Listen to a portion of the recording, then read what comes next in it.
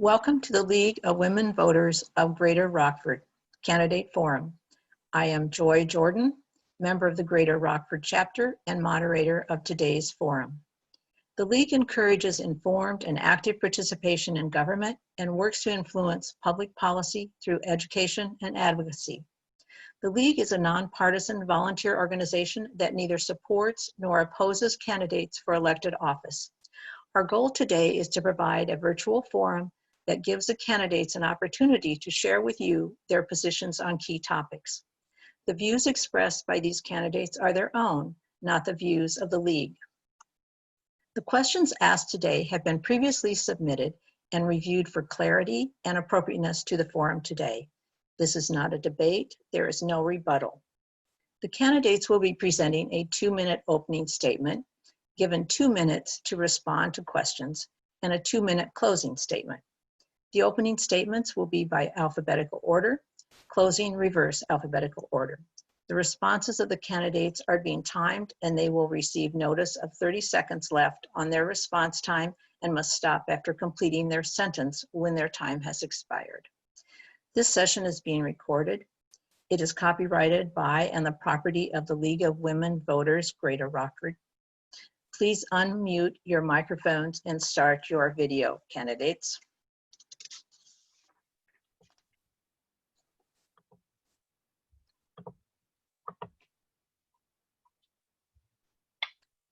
The candidates participating in this forum today are seeking election to the office of State Senator, 34th District.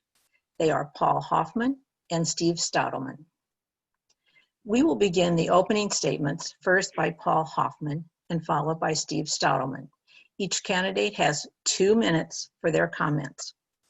Mr. Hofmann, please begin your opening comments. Great. First, I would like to say thank you to the League of Women Voters for sponsoring this forum and the opportunity provided to introduce myself to the voters of this district. I'm a first-time candidate entering this race as a slated candidate in March. I've entered the 34th District Senate race because of my great concerns for the state of Illinois. I want to apply my education, work, and life experiences towards being part of the solution. My background in engineering and management, particularly in the areas of analytical thinking, problem solving, and complex process development, should help me as I work on the difficult problems facing our state in multiple areas, including fiscal and education, to name a few. My experience as a manager and working across multiple areas of functional responsibility will be called upon as I interface with the multiple stakeholders connected with these issues. We all understand that our fiscal situation is dire. Population migration out of our state makes it clear that increasing taxation in the form of additional fees and increasing rates is not the solution. Our lack of fiscal discipline make it clear that removing the tax rate limit in our Constitution is a move in the wrong direction. While not clearly stated, the potential taxation applied to retirement earnings will not improve our situation related to population migration of older voters and citizens. We must decrease spending. We must impact our local educational system by looking at state legislature unfunded mandates and find a way to maximize teacher time with students. Finally, we must increase confidence in government by eliminating corruption. Thank you. Thank you. Mr. Stadelman, your opening statements, please. Well, thank you very much. Good afternoon. Thanks to the League of Women Voters for hosting this event as well. You know, our state certainly faces many challenges. We're in a global pandemic that's killed nearly 9,000 Illinoisans and severely sickened thousands of others. We're facing not only a public health threat, but a financial one as well. Because of the downturn of the economy, state revenues are down billions of dollars. Other states are in the same situation. Remember, this comes after a political stalemate under the previous governor that left the state with no budget for 2 years and a deficit of $17 billion. That's almost half of the state's operating budget. So the past couple of years, we've been able to reduce that deficit to about $6 billion, but now with COVID, we face new financial pressures. The state has been stepping up, helping individuals and small businesses through this pandemic, providing loans and grants to small businesses and making sure people have access to unemployment benefits and health care. We've always faced many challenges in Springfield, but I've always focused on the Rockford area and working on policies and projects that benefit our community. The state has a new school funding formula that has benefited schools like Rockford and Harlem. Additional dollars have meant more resources for students and helped both districts lower their property tax rates the past couple of years. I've passed legislation that allowed the Rockford Park District to upgrade facilities so it can remain competitive in attracting new sports tournaments. I brought in millions to improve the Rockford Airport, one of the fastest growing cargo airports in the country, and secured hundreds of millions of dollars for passenger rail service between Rockford and Chicago. I've also sponsored legislation that has helped downtown Rockford by extending tax credits that has made the redevelopment of historic properties like the new Riverfront Hotel and Convention Center even possible. And I'll continue to put aside political differences and work with state and local leaders on both sides of the aisle and do what's best for the Rockford area. Thank you for your opening statements. We will now turn to some specific questions. The Illinois League of Women Voters has taken a position to support the proposed amendment of Section 3 of Article 9 of the Illinois Constitution, which everyone is calling fair tax. Do you support this amendment to the Constitution or not, and why? And we'll start the response by Mr. Hofmann.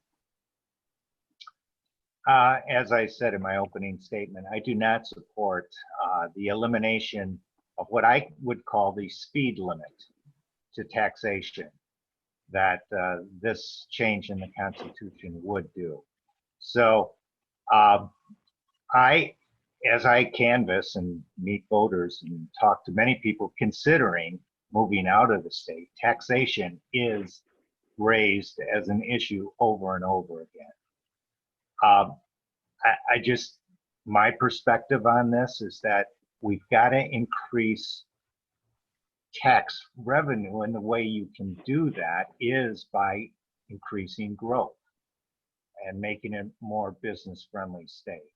And there's a number of things that have been done to de-incentivize business moving to Illinois. And that would, the last 2 years, there have been several tax increases, whether it's license fees or gas taxes, that affect all the citizens in this area. So taxation, increasing taxation, taking away the speed limit is not good for our citizens and the Rockford area.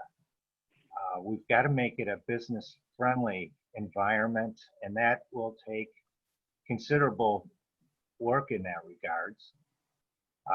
The senator mentioned that growth was very good the 3 years prior to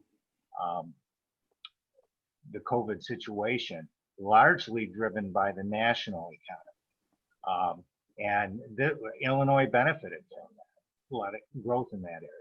And we can return to that, but I don't believe that increasing tax rates and taxation will get us down that path. Thank you for your response. Mr. Stadelman, your response, please. What we voted to do in the legislature is to give people a say.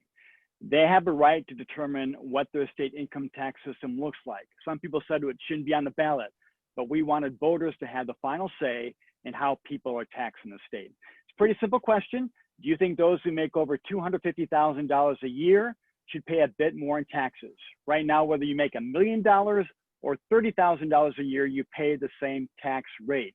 You've probably seen the commercial. 97% of Illinois taxpayers will get a tax cut or pay the same. Not even opponents disagree with that fact. There's also a recent study of Winnebago County taxpayers, and it showed that nearly 99% of taxpayers here would get a tax cut or stay the same. That's 99%. Most states have this proposed fair tax, including the federal government. This isn't some radical idea. Most states and the federal government have a graduated income tax system because Illinois' flat tax has kept the burden on the middle class. Now, there's a lot of misinformation, outright fabrication out there about this referendum. First, there's nothing in the wording of the referendum or how it's constructed that allows a tax on retirement income. Illinois is one of 3 states that does not tax retirement income. I'm always amazed how many people don't realize that. Again, there's nothing in the referendum that allows or creates a tax on retirement income. And this doesn't make it easier to tax the middle class. The state's middle class is already being overtaxed. This simply allows the state to tax the wealthiest at the same rate that they would pay in many other states. I'll give you an example. The new rate for millionaires in Illinois would be similar to what the rate of what Wisconsin already charges its top tier taxpayers. Some claim it will cause people to flee the state. Well, I mentioned Wisconsin. Well, nearby Minnesota and Iowa also already have much higher rates for the wealthy. Most states do. You know, people move out of state for a lot of different reasons, but studies show that most people who are moving are working men and women, the middle class. If they get a tax cut, that may help them stay. Again, one other fact, a state many Illinoisans move to is California. That state's highest tax rate is 13%, 2.5 times higher than Illinois. Don't be fooled by all the misinformation. Thank you for your response. We're going to stick with fair tax for a minute. If the fair tax referendum passes, how could this help Illinois' current budget problems? Please give some specifics in response to this question. And Mr. Stadelman, we'll start with you. Well, it would bring in additional revenue, and the amount is still not known. But look at what we're facing as a state financially. As I mentioned, on the previous governor, we faced a budget deficit of $17 billion. And now with COVID, we're facing additional financial pressures on top of what we were trying to get out of the deficit a few years ago. This is one way to bring potentially additional revenue from those who can afford to pay a bit more. And you look at the alternatives. You know, the governor has mentioned that if this additional revenue does not come, what would that mean for the state? Again, we're looking at cuts to services and layoffs. Most of the discretionary funding in the state of Illinois is for healthcare and education. That's where most of our discretionary dollars go. So if you're going to make cuts to the budget, those are the services that are going to be most impacted. That means layoffs of teachers. That means cuts to healthcare programs. In the middle of a pandemic, I don't think that's a good idea. At the local level, that will mean cuts to firefighters and police officers. Again, this is a situation state and local governments are dealing with across the country, like Illinois.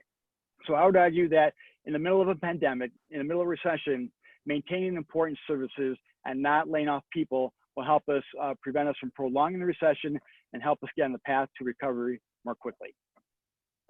Thank you. Mr. Hofmann, your response to this question? I think the premise of increasing taxes on the wealthy can be a restrict growth. I think what we saw in the 80s where tax rates were reduced and overall tax revenues tripled in a decade is a historical example of what reduced taxes can do for an economy. I think, again, that increasing the tax rate for, what I do want to say is that, yes, people making less than $250,000 will pay lower taxes. One of my examples I use is if you make $12,400, you will get $6 back in tax, will pay $6 less in taxes. But because of the tax increases of the last 2 years, they had to pay higher gas taxes and they had to pay higher licensing fees, erasing all the benefits. I think this is the basis for the feelings within people in the district towards the legislature and taxation in government, is that we're taxed increasingly, and we're looking at the promise of the fair tax to reduce our tax rate, but it doesn't do it nearly enough at the lower income levels. So I think it takes away, that, like I said, the speed limit on taxation. Other states that have implemented, Connecticut is an example, California is an example that's been brought up. Those increased tax rates are a drag on the economy and growth, especially in a recession.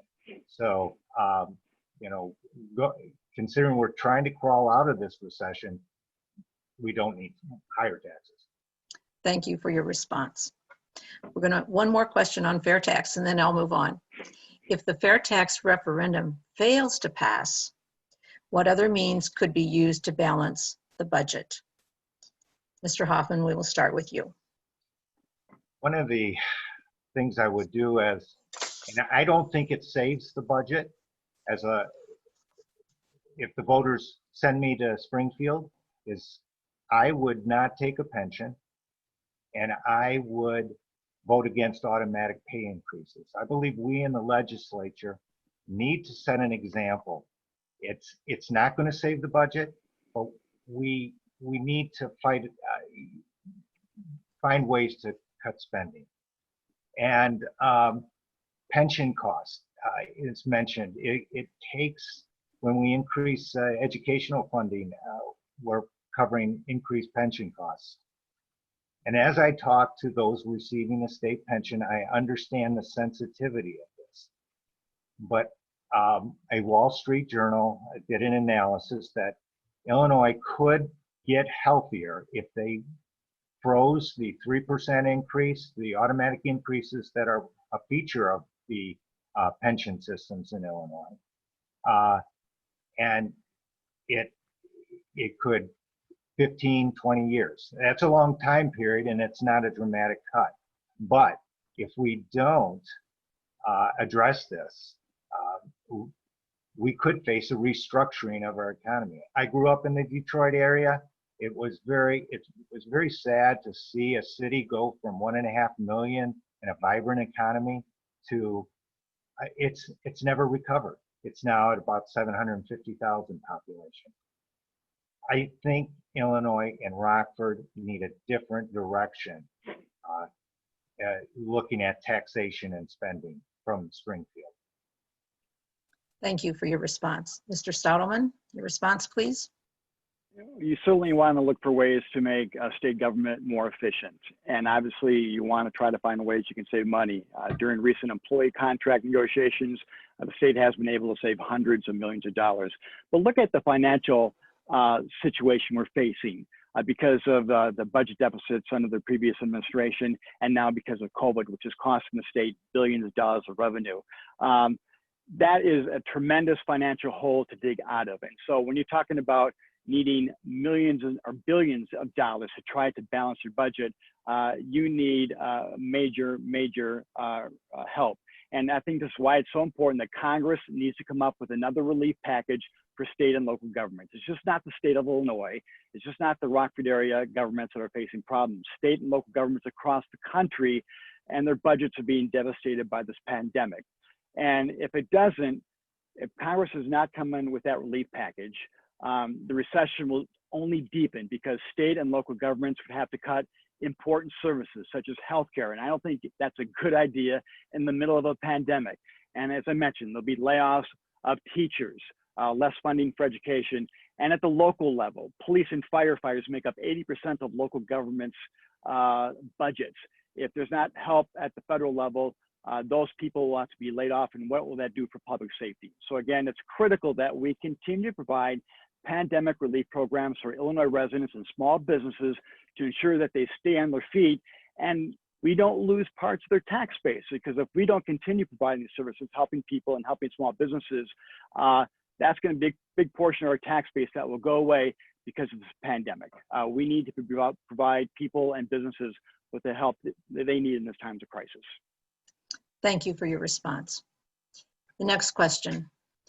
Pew Research has identified that 8 out of 10 voters feel like the economy is at the top major issue in this election cycle. With the pandemic putting so many people out of work and into unemployment, industry and population declining in Rockford, what do you plan to propose for our community to increase the economic stability, and stabilize the population? Mr. Stadelman, we will start with you. Well, we need to keep working to make sure Illinois is an attractive place to live and work.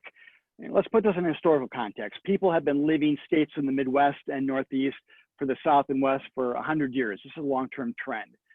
Illinois also has seen fewer immigrants for a number of reasons, and that's made it harder to maintain population in the state compared to other states. Studies show that most people who are leaving are working men and women, and they're leaving for different reasons: family, jobs, and opportunities. We need to continue efforts to make sure there are job opportunities in the state and the Rockford area. Before COVID hit, the biggest complaint that I heard from many businesses that they could not find qualified workers. We need to make sure training programs are available, especially as we transition into a new economy. Manufacturing has been a big employer in this area, and before the recession, they were doing well. But because of productivity, the sector just doesn't employ as many people. We need to transition to higher tech employment and the types of jobs that will be needed in the 21st century. That means making investments in education and job training, and that's especially important now that we have COVID, because the commercial landscape and the types of jobs that will be available has to be changed, and they may be changed forever. And finally, one other point that tends to get overlooked. Economic development means being a place that people and their employers want to be. That means amenities, a culturally thriving downtown, and entertainment venues. I think if people think Rockford's a great place to live, jobs and opportunity will follow. Thank you for your response. Mr. Hofmann, your response, please. I like the connection between education and business growth. They do work hand in hand. I am impressed in the Rockford school system with the academy model, where 2 tracks are available to students: the college educated track and the skills-based track. We definitely need to focus on improving the quality of education. And the senator has referenced that employers need the skill levels for that. So we do need to have public-private partnership with our schools, like the academy model strives to do. I would strongly support that. And we need to find a way to increase business investment in some of our more disadvantaged areas. Again, I come from the Detroit area, grew up there, and just Rockford was a thriving town when I moved here, even went through the 80s recession and adapted and came back from that, and it was thriving prior to the COVID pandemic. Currently, I believe we should open up our businesses. We haven't talked too much about COVID. This is my approach to problem solving. I want to hear 2 opinions, one pro, one against. Have them talk in front of me, sort through them. That's how we approach design development or any complex problem. And the COVID response, I don't believe has gotten an adequate review from both sides. And it's affecting business. There was a recent presentation made last night because small businesses are just going under related to the policies being put in force. We need to hear from those businesses. Thank you. Next question. With all of the extra expense connected with the pandemic budget, budget shortfalls will undoubtedly occur in the overall state budget, and you have referred to some of those, and that effect will have an impact on our local community. How do you, as an elected official, deal with these problems? Please be specific in your answer. Mr. Hofmann? I thought a lot about this connected with the pandemic. It's really, as you face a problem of this magnitude, it's risk mitigation versus complete risk aversion. Our approach has been largely tailored to be risk averse and shut things down. we need to do a better job at risk mitigation, like some of the states that have been opened or some of the countries. There's a debate on lockdowns. We need to find ways to open up businesses and allow them to operate. I think the positivity rate being used at present is, there should be more measures to look at the total breadth of the problem. But now that we're here, I say open up the businesses, manage the risk, and operate like some of the other states have been operating.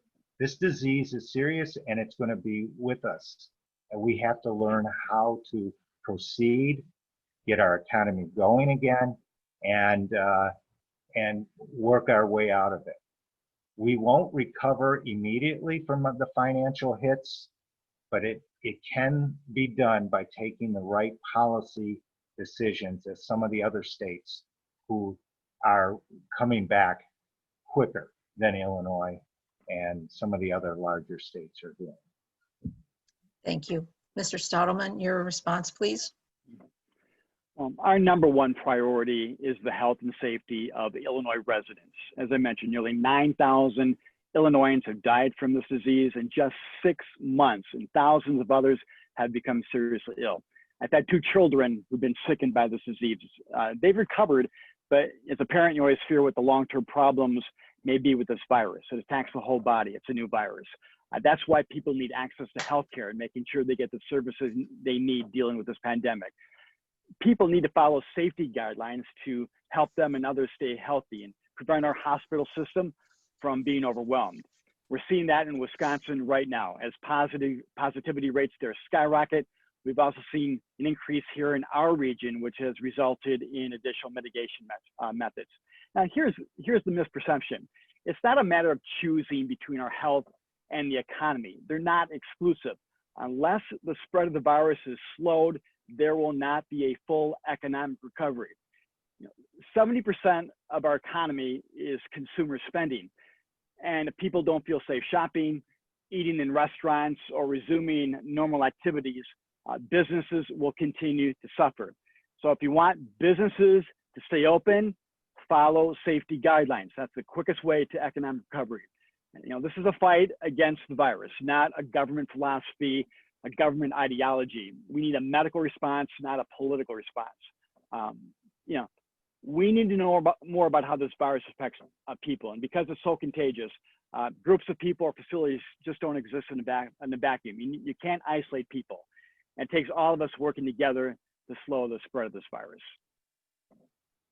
Thank you for your response. Last question. Support of legislation is very much according to party line.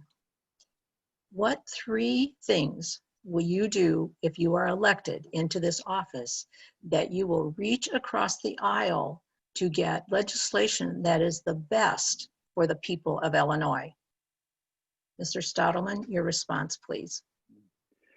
Well, I think that's certainly been my approach during my years in the Senate. You have to reach across the aisle, work with those who you disagree with, and try to come up with a solution, find middle ground. That's how you accomplish good legislation. And, I think a couple examples that we were able to achieve in the past couple of years through bipartisan efforts, able to pass the state's first capital plan in 10 years. That will mean improved roads and important projects in the Rockford area and throughout the state. It took Republicans, it took business leaders in the state coming together, taking tough votes and realizing what do we need to do to move this state forward. Again, those are bipartisan efforts. Another example, we passed gaming expansion, which will mean a new casino and additional revenue for local and state governments. Again, major legislation like that doesn't happen unless both parties, lawmakers from both sides of the aisle, come together. So I guess the most important thing, stop playing the blame game. It's not one party's fault. It's not one person's fault. That's happened previously. In order to move the state forward, you got to find a way to work together, compromise, and that really results in the best legislation, and that's how you move the state forward. Thank you for your response. Mr. Hofmann, your response, please. Yes, the first item I think we could work towards agreement is on educational reform connected with mandates identified by local school systems as affecting them. Um, Identifying those as which ones are the most heavy hitters to their time and efficiency, and working across the aisle because they may be generated by what's felt to be good ideas or constructive.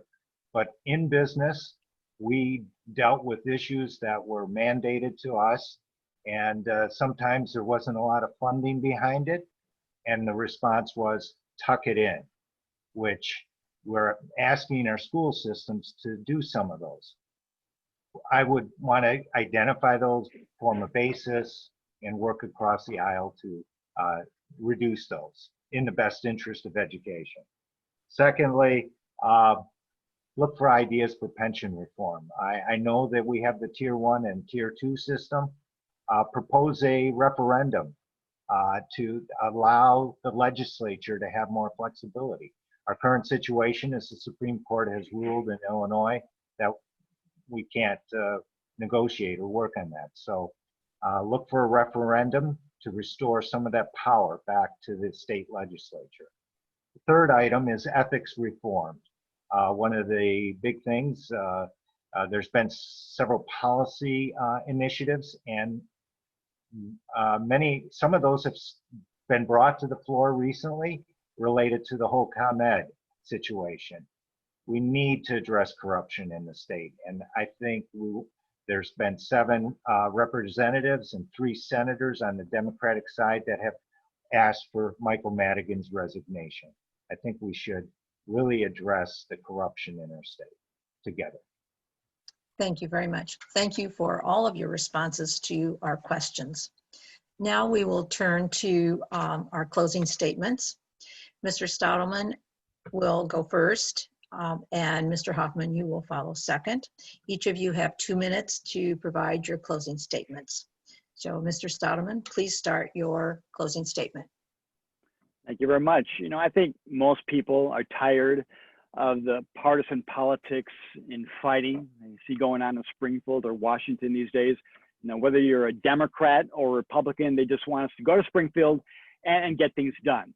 And that's been my approach. You may think you have the best ideas, but you have to work with lawmakers on both sides of the aisle. And I think that really results in the best legislation.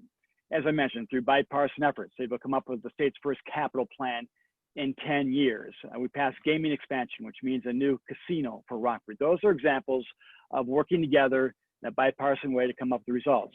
Looking ahead to the future, Mr. Hofmann mentioned ethics reform. A package was going to be voted on this past spring before COVID hit, but moving ahead, there will be a package that we'll be looking at this fall. Again, a bipartisan effort.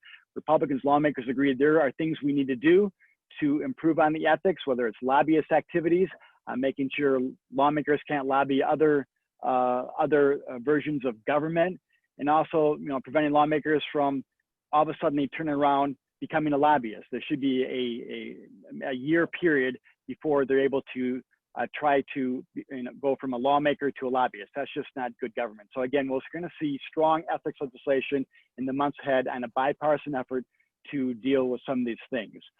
You know, again, one thing we don't need in Springfield is people playing the blame game. It's one party's fault. You know, if you're not willing to find middle ground and find issues of compromise, nothing gets done, and we don't need any more of that in Springfield. You know, finally, I just urge people to vote. Emotions are high right now. They need to express themselves by casting their ballot. With this pandemic, it's, you know, we've tried to make it as easy as possible in the legislature with mail-in voting and early voting. So you don't have to wait until election day. You can if you want, but if you're concerned about your health, you just want to exercise your right away, you can vote right now. That's what people need to do. Appreciate the time. Thank you, Mr. Stadelman. Mr. Hofmann, your closing comments, please. Hi, I entered this race to provide voters of this district a choice. Our discussion today outlines positions on policy that each of us are taking. Plus, you have the voting record of Senator Stadelman to review as you make this very important decision.